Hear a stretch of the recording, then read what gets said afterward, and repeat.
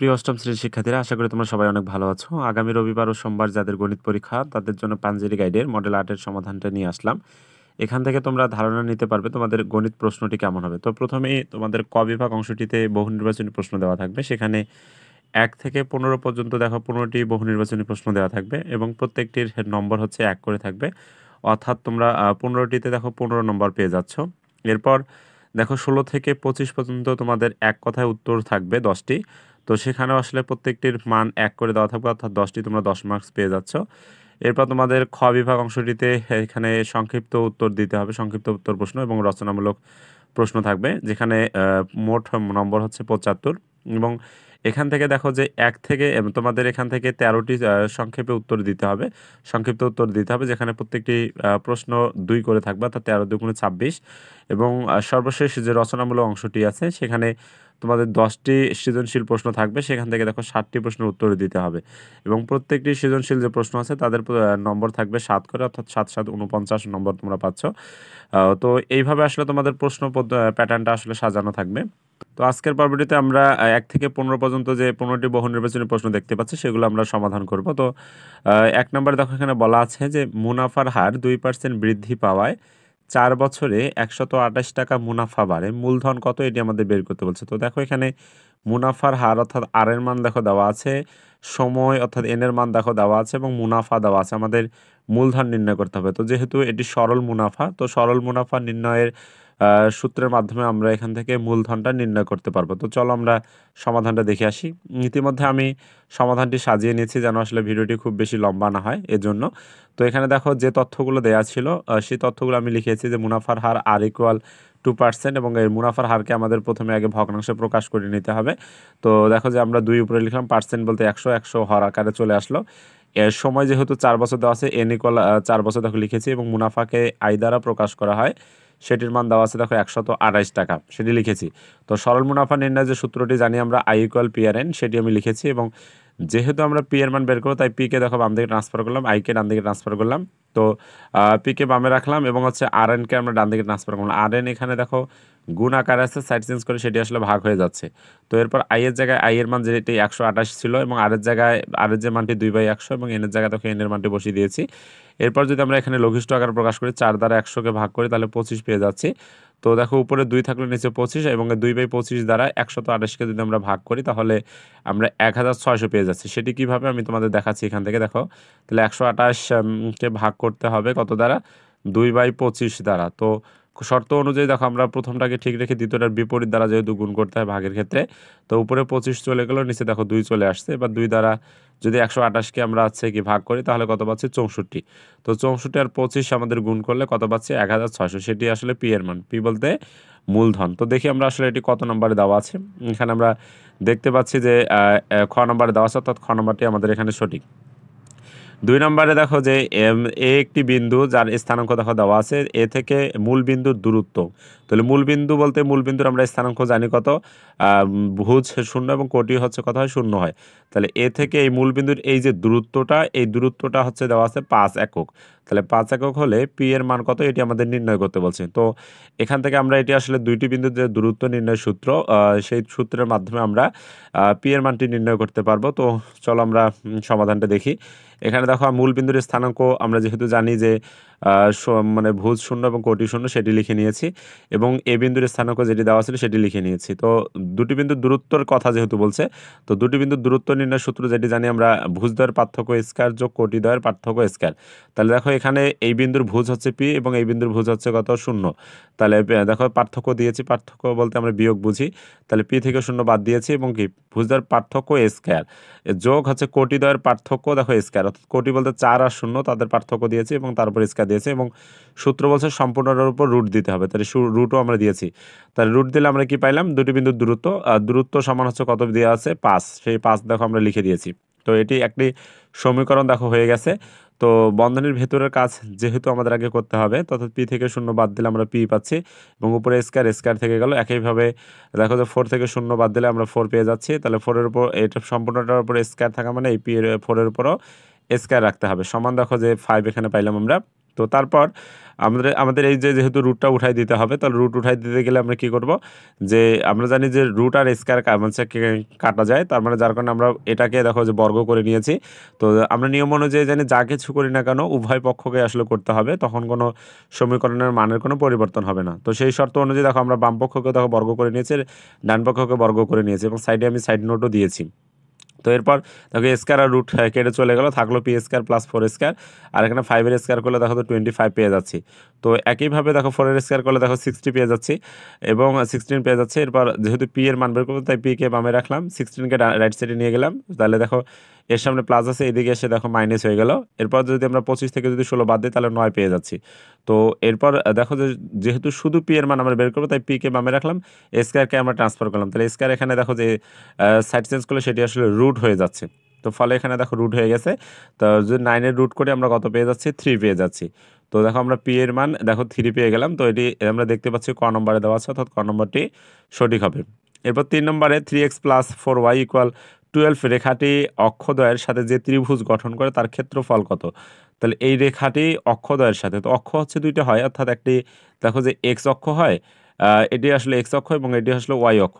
তো এই অক্ষদ্বয়ের সাথে যে ত্রিভুজটি গঠন হয় এটির আমাদের ক্ষেত্রফল নির্ণয় করতে হবে। তো আমরা এখানে এক্স এর মান এবং ওয়াই এর মান বের করে তারপর হচ্ছে আমরা ত্রিভুজের যে ক্ষেত্রফল নির্ণয়ের সূত্র হাফ গুণন ভূমি গুণন উচ্চতা, সেই সূত্রের মাধ্যমে আমরা ক্ষেত্রফলটা নির্ণয় করতে পারবো।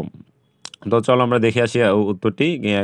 তো আমি ইতিমধ্যে এটিও সমাধান আসলে করে নিয়েছি। এখানে দেখো তো এখানে দেখো যে ওয়াই এর মান যেহেতু আমরা জানি না, ওয়াই এর মান আমরা ধরে নিলাম 0। তাহলে ওয়াই যদি 0 হয়, দেখো সমীকরণে ওয়াই এর জায়গায় ওয়াই এর মান আছে আমি বসিয়ে দিয়েছি 0।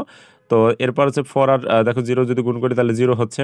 তো যেহেতু আমরা এক্স এর মান বের করবো তাই এক্সকে বামে রাখলাম, 3কে রাইট সাইডে নিয়ে গেলাম, 3 গুণাকার আছে এদিকে এসে ভাগ হয়ে আমাদের 4 চলে আসছে এক্স এর মান। একইভাবে আমরা আছে কি এক্স এর মান ধরে এবার ওয়াই এর মানটা বের করব। তো এখানে ওয়াই এর মান 0 ধরেছি, এক্স এর মান তাই আমাদের 0 ধরতে হয়েছে। এবং হচ্ছে দেখো 3 আর এক্স গুণ করলে তা হচ্ছে মানে এখান থেকে আমরা গুণ করে নিলাম এক্স এর জায়গায় এক্স এর মান, অর্থাৎ 3 আর 0 যদি গুণ করি তাহলে 0 হচ্ছে, অর্থাৎ সেটি লেখার দরকার নেই। তাহলে আমরা পাইলাম 4y আর হচ্ছে 12, তাহলে 4y 12 লিখলাম। এবার ওয়াইকে বামে রাখলাম, 4কে রাইট সাইডে নিয়ে গেলাম, 4 এখানে গুণ আকার আছে, সাইড চেঞ্জ করে সেটি ভাগ হয়ে গেল। এরপর 4 দ্বারা যদি 12কে আমরা ভাগ করি তাহলে 3 পেয়ে যাচ্ছে, অর্থাৎ ওয়াই এর মান আমরা পাইলাম। তো দেখো যে সমীকরণের যে দুটি অংশ, অর্থাৎ এক্স এর মান দেখো আমরা 4 পেয়েছি, অর্থাৎ ভূমি 4 পাইলাম, এবং হচ্ছে ওয়াই বলতে উলম্ব রেখা, তাহলে তার মান কত পেয়েছি, 3 পেয়েছি, অর্থাৎ উচ্চতা পাইলাম। তাহলে দেখো যে ত্রিভুজের ক্ষেত্রফল যে নির্ণয় সূত্র হাফ গুণন ভূমি গুণন উচ্চতা, তাহলে ভূমির মান দেখো 4 এবং উচ্চতা কত পাইছি, 3 পাইছি। এবার 2 দ্বারা 4কে দেখো যদি আমরা কাটি তাহলে 2 পাচ্ছি, 2 আর 3 গুণ করলে 6 পেয়ে যাচ্ছে, অর্থাৎ ক্ষেত্রফল আমাদের কত পাচ্ছি, 6, যেটি আসলে দেওয়া আছে একদমই গ নাম্বার 6 বর্গ একক। তো এরপর 4 নম্বরে আমরা দেখতে পাচ্ছি দুটি বাইনারি সংখ্যা দ্বারা গুণ করতে বলছে, আমাদের গুণফল কত হবে সেটা আমাদের বের করতে বলছে। তো এটি আসলে অনেক বড় একটি বিষয়, তার মানে অর্থাৎ আমরা এটি ক্যালকুলেটরের সাহায্যে আসলে গুণ করতে পারি, যেটি আসলে ক নম্বর উত্তর হবে। তোমরা চাইলে এটা ক্যালকুলেটর করে নিতে পারো, এটি বড় হবে জন্য আমি আসলে দেখাচ্ছি না। তো 5 নম্বরে চিত্রে এবি এর দৈর্ঘ্য কত এটি আমাদের বের করতে বলছে। তো এখানে আমরা একটি চিত্র আসলে দেখতে পাচ্ছি। তো চিত্রে দেখো যে এই এবি এর দৈর্ঘ্য মানে এই দৈর্ঘ্যটা আসলে আমাদের বের করতে বলছে, এটা কতটুকু সেটি বের করবো আমরা। তো কথা হচ্ছে দেখো এখান থেকে এই কেন্দ্রবিন্দু থেকে এই যে বাহুটা এটার মাপ দেখো দেওয়া আছে 10 সেন্টিমিটার, এবং এই দিকের যে বাহুটা সেটির মাপ দেওয়া আছে দেখো যে একদম 6 সেন্টিমিটার। তো দেখো এখানে এ ও সি এটি একটি ত্রিভুজ হয়েছে, এবং আছে যেহেতু এটি সমকোণী ত্রিভুজ, তো সমকোণী ত্রিভুজের আমরা দেখো এই বাহুটার মাপ জানি এবং এই বাহুটার মাপ জানি। তো তখন কিন্তু আমরা এই বাহুটার মাপ কিন্তু আমরা বের করতে পারবো কিভাবে, পিথাগোরাসের উপপাদ্যের সাহায্যে। তো এই বাহুটার মাপ যদি আমরা বের করতে পারি তাহলে তখন কিন্তু সম্পূর্ণ যে এবি যে বাহুটা আছে সেটির মাপও বের করতে পারবো, কেননা এসি এর দ্বিগুণই হবে এবি, কেননা এখান থেকে এটি একটি দেখো যে জ্যায়ের উপর কেন্দ্র থেকে একটা অঙ্কিত লম্ব, সর্বদাই আমরা জানি যে এই জ্যাটাকে সমানভাবে বিভক্ত করে, অর্থাৎ এসি যতটুকু হবে এই বিসি অংশটা ততটুকু হবে। তো আমরা এটার মাপ যদি পারি এটার মাপও যদি পারি তাহলে দুইটা মাপ যোগ করলে তো আমরা সম্পূর্ণ যে এবি বাহুটা আছে সেটি কিন্তু আমরা পেয়ে যাচ্ছি। তো চলো কথা না বাড়িয়ে আমরা অঙ্কটি সমাধান করে ফেলি। তো এখানে দেখো আমি লিখে দিয়েছি যে পিথাগোরাসের উপপাদ্যের সাহায্যে আমরা জানি যে অতিভুজ স্কয়ার ইকুয়াল হচ্ছে ভূমি স্কয়ার যোগ লম্ব স্কয়ার। তো আমাদের এখানে যে দেখো যে অতিভুজ বলতে এই বাহুটা কিন্তু অতিভুজ হচ্ছে, এটার নাম হচ্ছে কি, দেখো যে আমরা দেখতে পাচ্ছি এসি, এখানে আমি আসলে দেখাই দিচ্ছি তোমাদের। দেখো যে এখান থেকে অতিভুজ হচ্ছে কি ও এ, এবং হচ্ছে কি ভূমি কি এসি, এবং হচ্ছে লম্বকে ওসি। তো আমরা সেই সত্য অনুযায়ী এখানে সমস্ত কিছু সাজায় নিয়েছি। যে অতিভুজ স্কয়ার ইকুয়াল হচ্ছে ভূমি স্কয়ার যোগ লম্ব স্কয়ার। তারপর অতিভুজের জায়গায় অতিভুজের যে মান 10 পেয়েছি সেই 10 লিখে দিলাম। এসির জায়গায় এসির মান যেহেতু আমরা জানি না, দেখো এখানে কিন্তু আমরা এসির মাপটা কিন্তু জানি না, তবে আমরা ওসির মাপটা জানি যেটি 6 দেয়া আছে। তো সেখানে আমি দেখো 6 লিখেছি। এরপর দেখো 10 স্কয়ার ইকুয়াল কত 100 হয়, এবং 6 এর স্কয়ার করলে কত 36 পাচ্ছি আমরা। তো যেহেতু এসির মান বের করবো তাই 36কে আমরা ট্রান্সফার করলাম লেফট সাইডে। তো এখানে প্লাস আছে, এইদিকে এসে দেখো মাইনাস হয়ে গেছে এবং এসি স্কয়ার ঠিক থাকলো। তো এরপর যে কাজটি করবো, তাহলে এটা যদি মাইনাস করে দেই তাহলে মাইনাস করলে 64 পেয়ে যাচ্ছি আমরা। তো যেহেতু আমরা শুধু এসির মান বের করবো তাই হচ্ছে এসিকে আমরা শুধু রাখলাম আর স্কয়ারকে ট্রান্সফার করলাম, স্কয়ারকে ট্রান্সফার করলে দেখো রুট হয়ে যাচ্ছে। তো 64 রুট করলে আমরা কত পাচ্ছি 8 পেয়ে যাচ্ছি। তো দেখো যে এখানে এই যে এসির মাপ কত পাইলাম 8 পাইলাম, তাহলে এটা যদি 8 হয় তাহলে বিসি হচ্ছে কত হবে 8 হবে, কারণ এই যে লম্বটা কি করছে এই যে জ্যাটাকে সমানভাবে বিভক্ত করেছে। তো দেখো এইটুক যদি 8 এইটুক 8, তার মানে তো পুরোটা কত আমরা 16 পেয়ে যাচ্ছি। তো সেটি লিখেছি এবি বাহুর মাপ হবে 2টা এসি 2 ইন্টু এসি। তো এবার আমরা এটা গুণ করে কত পাইছি 16 পেয়েছি। তো আশা রাখি তোমরা অঙ্কটি বুঝতে পেরেছো। এটা আমি আসলে বড় করে দেখাচ্ছি এই কারণে যেন তোমাদের যদি এই রিলেটেড কোনো অঙ্ক সৃজনশীল আকারে থাকে তোমরা যেন আসলে সাজিয়ে গুছিয়ে করতে পারো, এই জন্য আমি আসলে বড় করে একটু দেখাচ্ছি। তো এরপর 6 নম্বর অঙ্কটিতে এখানে দেখো বলা আছে যে 30 থেকে 75-এর মধ্যবর্তী মৌলিক সংখ্যাগুলোর মধ্যক নিচের কোনটি সেটি আমাদের করতে হবে। তো মধ্যক আমরা প্রথমে করার নিয়ম হচ্ছে আমাদের মৌলিক সংখ্যাগুলো আগে লিখতে হবে, তারপরে হচ্ছে মৌলিক সংখ্যাগুলো লেখার পর যে কাজটি করব, যে মধ্যক নির্ণয়ের যে সূত্র, যদি উপাত্তগুলো জোড় হয় তাহলে জোড়ের যে মধ্যক নির্ণয়ের সূত্র n/2 প্লাস n/2 প্লাস 1 তম পদ ডিভাইডেড 2, এবং হচ্ছে যদি বিজোড় হয় তাহলে n প্লাস কত 1/2 তম পদ। এই সূত্রের মাধ্যমে আমরা মধ্যক নির্ণয় করব। তো এখান থেকে এইভাবে আসলে সাজিয়ে তোমরা নির্ণয় করবা। তো আমি এখানে আসলে বলে দিচ্ছি যে মধ্য কত হবে, তোর মধ্যকটা হচ্ছে কত 53 হয়ে যাচ্ছে। তো এরপর 7 নম্বর দেয়া আছে 7% হার চক্রবৃদ্ধি মুনাফায় দেখো 4 বছরের মুনাফা মূলধনের শতকরা কত ভাগ। 7% হার চক্রবৃদ্ধি মুনাফায় 4 বছরের মুনাফা, তাহলে এখানে দেখো মুনাফার হার দেওয়া আছে, সময় দেওয়া আছে, আমাকে কি বের করতে হবে মুনাফা বের করতে হবে। তাহলে মুনাফা বের করতে হবে, মূলধনের শতকরা কত ভাগ সেটি আমাদের বের করতে হবে। তো আগে আমরা মুনাফাটা নির্ণয় করি। তো মুনাফা নির্ণয় করতে গেলে কিন্তু আমাকে মূলধনটা জানতে হবে। তো মূলধন যেহেতু আমরা জানি না, তো যার কারণে আমরা মূলধনটা আসলে প্রথমে ধরে নিব। তো মনে করি যে মূলধন হচ্ছে কি 100 টাকা, তোমরা চাইলে আসলে অন্য কিছু ধরে নিতে পারো, তাতে কোনো সমস্যা নেই, বা তোমরা চাইলে এখানে চলক ধরে কাজ করতে পারো। তো মুনাফার হার কিন্তু দেওয়া আছে 7%। তো পার্সেন্ট থাকলে তো বলছিলাম যে সেটিকে ভাঙায় টাকায় প্রকাশ করতে হবে, তার 7/100 পাচ্ছি আমরা, এবং সেটাকে যদি আমরা হিসাব শব্দার্থে আমরা এটাকে দশমিকও প্রকাশ করে নেব, তাহলে এত কি টাকা পেয়ে যাচ্ছি আমরা। তো সময় যেহেতু 4 বছর দেওয়া আছে সেটা লিখলাম। তো চক্রবৃদ্ধি মূলধনের যেহেতু কথা বলছে, তাহলে চক্রবৃদ্ধি মূলধন নির্ণয় সূত্র আমরা জানি p × 1 + r⁴n। পি এর জায়গায় পি এর মান, পি যেহেতু আমরা 100 ধরেছি 100 লিখলাম, 1 আর এর জায়গায় আর এর মান হচ্ছে, এবং এন এর জায়গায় এন বলতে সময় 4 বছর ধরে নিয়েছি। এবার 100 গুণন হচ্ছে কত, এটা যদি আমরা যোগ করি তাহলে 1.07 পাচ্ছি, এবং পুরোটার উপর দেখো পাওয়ার 4 দেওয়া আছে। তো এরপর আমরা যদি ক্যালকুলেশন করি এটি, তাহলে ক্যালকুলেশন করলে দেখো 131.07 পেয়ে যাচ্ছি। এটা কিন্তু পাইলাম আমরা, যদি 100 টাকা হচ্ছে আমার মূলধন হয়, তাহলে আমরা চক্রবৃদ্ধি মূলধন পাইলাম আমরা এই টাকাটি। তাহলে চক্রবৃদ্ধি মূলধন বলতে কি বোঝাচ্ছে, মাথায় রাখতে হবে এই যে শুধু মূলধনকে প্রারম্ভিক মূলধন বা প্রাথমিক মূলধন বলা হয়, কিন্তু এই চক্রবৃদ্ধি মূলধনের বিষয়টা কিন্তু আলাদা।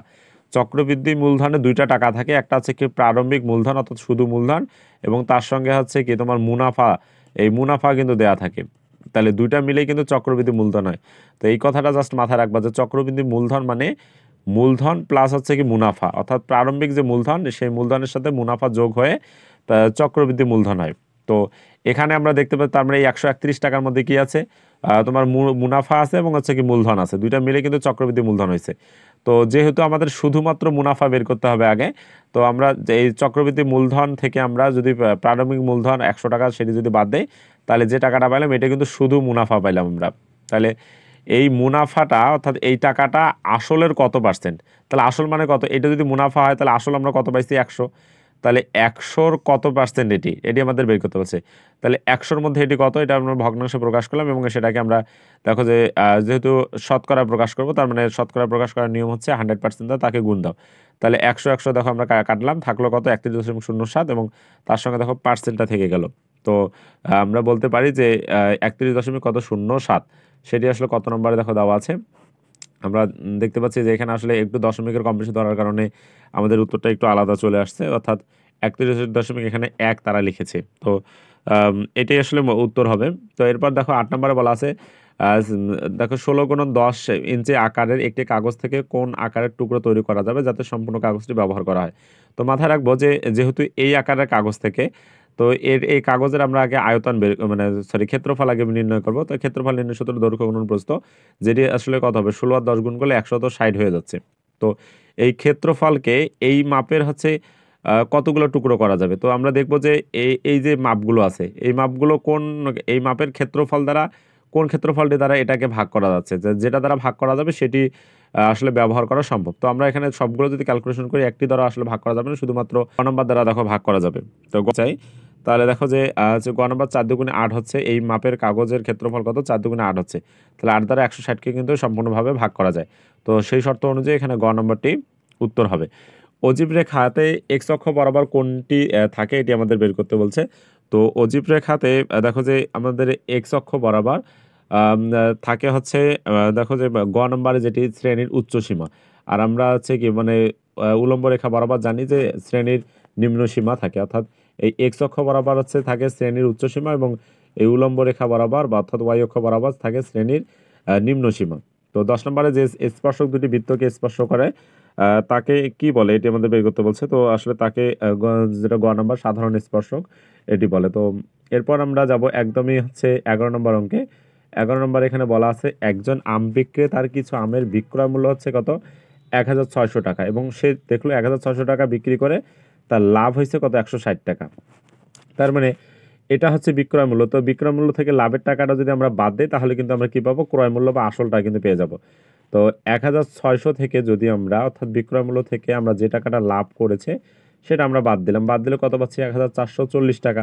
এই 1440 টাকা কিন্তু কি তার আছে কি মানে ক্রয় মূল্য। তো এখন বলছে যে যে লাভটা করলো অর্থাৎ 160 টাকা যে লাভ করলো, এই লাভ হচ্ছে ক্রয় মূল্যের কত অংশ। তাহলে ক্রয় মূল্যের কত অংশ সেটি আমরা বের করবো। তাহলে তাহলে দেখো যে ক্রয় মূল্য এটা ক্রয় মূল্যের আছে 160 অংশ। তো এটাকে যদি আমরা লঘিষ্ঠ আকারে প্রকাশ করি তাহলে আমরা পাবো 160 দ্বারা 160কে ভাগ করলে 1, আর 160 দ্বারা যদি এটাকে আমরা ভাগ করি তাহলে আমরা পেয়ে যাচ্ছি কত 9, যেটি আছে দেওয়া আছে ঘ নম্বরে, অর্থাৎ ঘ নম্বরটি আমাদের সঠিক। তো এরপর 12 নম্বরে বলা আছে মাসিক আয়ের একটি গণসংখ্যা সারণী দেখো দেওয়া আছে, তার 15 থেকে 19 মানে এই এই শ্রেণী ব্যবধানে আছে গণসংখ্যা 20 বা প্রত্যেকটা শ্রেণী ব্যবধানে গণসংখ্যা দেওয়া আছে। তো আমাদের বলছে প্রচুরক কত। তো শ্রেণী প্রচুরক বলতে বুঝি আমরা প্রচুর পরিমাণে যেটি থাকে সেটি আসলে প্রচুরক হয়, উপাত্ত সমূহের মধ্যে সর্বোচ্চ বার যেটি থাকবে সেটি হচ্ছে প্রচুরক। কিন্তু এখানে যে বিষয়টি সেটি হচ্ছে আমাদের শ্রেণী ব্যবধানের মাধ্যমে আমাদের যেহেতু প্রচুরক নির্ণয় করতে বলেছে, তো আমরা শ্রেণী ব্যবধানের মাধ্যমে প্রচুরক নির্ণয় করার প্রথম কথা হচ্ছে আমাদের প্রচুরক শ্রেণী ধরতে হবে আগে, অর্থাৎ প্রচুরক শ্রেণী বের করতে হবে, তারপর আমরা সূত্রের মাধ্যমে প্রচুরক নির্ণয় করতে পারবো। তো প্রচুরক শ্রেণী বলতে কি বুঝি আমরা, অর্থাৎ যে শ্রেণীতে সর্বোচ্চ গণসংখ্যা রয়েছে সেটি কিন্তু প্রচুরক শ্রেণী। তো আমরা দেখতে পাচ্ছি এখানে এই 15 থেকে 19 যে শ্রেণীটি আছে সেখানে গণসংখ্যা 20, যা কিন্তু সর্বোচ্চ। তাহলে মানে প্রচুরক শ্রেণী আমরা হবে কত এই 15 থেকে 19। তো এই প্রচুরক শ্রেণীর মাধ্যমে আমরা কি বের করতে পারবো, প্রচুরক কত সেটি আমরা নির্ণয় করতে পারবো। তো আমি এটি আসলে সাজিয়ে নিয়েছি এখানে দেখো যে প্রচুরক শ্রেণীটি আগে লিখে নিয়েছি, তারপর আছে আমাকে যেহেতু সূত্র আমরা জানি প্রচুরক নির্ণয় সূত্র জানি L plus F1 divided F1 plus F2 into H, অর্থাৎ আমাকে L এর মান জানতে হবে। L বলতে কি প্রচুরক শ্রেণীর নিম্ন সীমা, তাহলে নিম্ন সীমা দেখো 15, এবং হচ্ছে কি F1 বলতে কি প্রচুরক শ্রেণীর গণসংখ্যা থেকে তার পূর্বের গণসংখ্যা বিয়োগ। তাহলে দেখো যে এখানে প্রচুরক শ্রেণীর গণসংখ্যা 20, তার পূর্বের গণসংখ্যা যেহেতু নাই কেউ তার মানে অর্থাৎ আমাদের 0 ধরে নিতে হবে। তো আমরা 0 বাদ দিয়েছি, দেখো যে শুধুমাত্র 20 আমরা পাইলাম। এবার আছে F2 মানে কি প্রচুরক শ্রেণীর পরবর্তী গণসংখ্যা বিয়োগ। তাহলে প্রচুরক শ্রেণীর পরবর্তী গণসংখ্যা দেখো কত আছে, প্রচুরক শ্রেণীর গণসংখ্যা 20, পরবর্তী গণসংখ্যা কত 15। তাহলে 20 থেকে 15 বাদ দিলে যে মানটি পাবো সেটি হচ্ছে আমার F2। তাহলে 20 থেকে 15 বাদ দিলে আমরা কত পাচ্ছি, সমান হচ্ছে কত 5 পেয়ে যাচ্ছি। তো তারপর H বলতে শ্রেণী ব্যবধান, অর্থাৎ 15 থেকে 19 এর মধ্যে শ্রেণী ব্যবধান কত 5 পাই আমরা। তো দেখো আমরা সবগুলো তথ্য লিখে নিলাম, এরপর সূত্র বসাবো এবং সূত্রে আমাদের মানগুলো বসাইলে আমরা উত্তরটি পেয়ে যাচ্ছি। তো এল এর জায়গায় এল এর মান, F1 এর জায়গায় F1 এর মান, প্রত্যেকটি মান আমরা বসাইলাম। তো দেখো 20 আর 5 যোগ করলে 25 পেয়ে যাচ্ছি। তো 5 দ্বারা 25কে ভাগ করলে কত পাচ্ছি 5, 5 দ্বারা উপরে 20কে ভাগ করলে কত 4 পেয়ে যাচ্ছি। তাহলে থাকলো 15 আর 4, তাহলে 15 আর 4 যোগ করলে আমরা কত পেয়ে যাচ্ছি 19, অর্থাৎ প্রচুরক আমাদের 19, যেটি দেওয়া আছে আমাদের একদমই খ নম্বর। তো 13 নম্বরে দেখো যে বলছে এত থেকে এই বাইনারি সংখ্যা থেকে এই বাইনারির বিয়োগফল কত, এটি আমরা আসলে বিস্তারিত অনেক বড় হয়ে যায়। তো যার কারণে এটা তোমরা ক্যালকুলেটরের সাহায্যেই আসলে করে নিবে। যেহেতু অঙ্কটা অনেক বড় হয়ে যাচ্ছে। অর্থাৎ সেটি হবে আসলে ঘ নম্বরটি। তো এরপর ১৪ নম্বরে দেখো এখানে দেওয়া আছে দুটি বিন্দু আমরা দেখতে পাচ্ছি। দুটি বিন্দু দ্বয়ের মধ্যবিন্দুর ভুজ কত? তো দুটি বিন্দুর মধ্যবিন্দু আগে নির্ণয় করব। মধ্যবিন্দু নির্ণয়ের পর তারপর দেখব আসলে তার ভুজ কত। তো মধ্যবিন্দু নির্ণয়ের সূত্র আমরা কিন্তু জানি যে ভুজদ্বয়ের পার্থক্য যে দেখো যে ভুজদ্বয়ের সমষ্টি ভাগ ২ আ একইভাবে কোটিদ্বয়ের সমষ্টি ভাগ হচ্ছে ২। সেই সূত্রের মাধ্যমে আমরা আগে মধ্যবিন্দুর স্থানাঙ্ক বের করব। তারপর সেখান থেকে আমরা অটোমেটিকভাবে কিন্তু ভুজ নির্ণয় করতে পারব। তো বিন্দু দুটি দেখো যে দুটি দেওয়া ছিল সেই দুটি আমি লিখে নিয়েছি। তো দেখো মধ্যবিন্দু নির্ণয়ের সূত্র যেটা বললাম যে ভুজদ্বয়ের সমষ্টি। তাহলে ভুজ মানে গিয়ে -4 এখানে, আর এখানকার ভুজ কিন্তু 6। তাহলে যোগ করি, সেটাকে ভাগ দেই 2 দ্বারা। এবার একইভাবে কোটি দুইটাকে যোগ করি, এখানকার কোটি 0, এখানকার কোটি 0, সেটাকে যোগ করি এবং 2 দ্বারা ভাগ দেই। তো এরপর দেখো এখানে -6 থেকে +6 দেখো মানে প্লাস মাইনাস করলে এখানে আমরা 2 পাচ্ছি। আর নিচে থাকলো 2, একেবারে 0, 0 দেখো 0 পাচ্ছি আমরা। 2 দ্বারা 2 কে ভাগ করলে কত 1 এবং 0 কে 2 দ্বারা ভাগ করলে কত পাচ্ছি আমরা 0 পাচ্ছি। তো আমরা জানি স্থানাঙ্কের প্রথম মানটিকে ভুজ বলা হয়, দ্বিতীয় মানটিকে কোটি বলা হচ্ছে। তো এখানে দেখো ভুজ আমরা কত পাইছি 1 পাইছি। তো আমরা বলতে পারি যে এই বিন্দুদ্বয়ের ভুজ হচ্ছে কত 1, যেটি ক নম্বরে দেওয়া আছে। এবার 15 নম্বরে বলা আছে x এর অর্ধেকের সাথে y এর 1/4 যোগ করলে যোগফল কত হবে? তাহলে x এর অর্ধেক মানে কি হচ্ছে আমরা x কে 2 দ্বারা ভাগ করলে কিন্তু x এর অর্ধেক পেয়ে যাচ্ছি। তো এই দেখো x এর অর্ধেক আমি বের করে নিয়েছি। তারপর এই x এর অর্ধেকের সঙ্গে যোগ করতে বলছে y এর 1/4। 1/4 মানে কি 4 ভাগের 1 ভাগ। অর্থাৎ কোনো সংখ্যাকে যদি তুমি 4 দ্বারা ভাগ করো, ভাগ করার পর যে মানটি পাবে সেটি হচ্ছে তোমার কিন্তু 1/4। তো 1/4 দেখো 4 দ্বারা ভাগ দিয়েছি। এরপর দেখো এটা আমরা লসাগুর যোগ মানে লসাগু সিস্টেমে করতে হবে। তাহলে 2 আর 4 যোগ করলে দেখো আমরা লসাগু করলে আমরা কত 4 পেয়ে যাচ্ছি। এবার 2 দ্বারা 4 কে ভাগ করলে 2, 2 দ্বারা উপরের x কে গুণ করো তাহলে 2x পাচ্ছ প্লাস প্লাস 4 দ্বারা 4 কে ভাগ করলে 1, 1 দ্বারা উপরের সংখ্যাকে গুণ করো তাহলে y কে গুণ করলে y পাচ্ছি আমরা।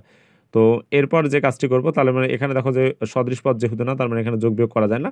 তবে এখানে এটাই উত্তর হবে, কিন্তু এটা উত্তরে যেহেতু দেয়া নেই আমরা এটাকে আরেকটু আলাদাভাবে লিখতে পারি। তো 1/4 ইন্টু কি লিখতে পারি 2x প্লাস যে y লিখতে পারি। কেননা এইটার মানও যা এটার মান অর্থ তাই বহন করে এই সত্য অনুযায়ী। তো দেখি আমরা আসলে 15 নম্বর এটি কততে দেওয়া আছে। তো আমরা দেখতে পাচ্ছি যে এখানে 1/4 আছে কি 2x প্লাস কত y, যেটি আসলে গ নম্বরে আমরা দেখতে পাচ্ছি। তো আশা রাখি তোমরা 15টি অঙ্কই বুঝতে পেরেছো। তো এই রিলেটেডই আসলে তোমাদের অঙ্কগুলো থাকবে। তো যদি ভিডিওটি ভালো লেগে থাকে তাহলে সাবস্ক্রাইব করে পাশেই থাকো। ধন্যবাদ সবাইকে।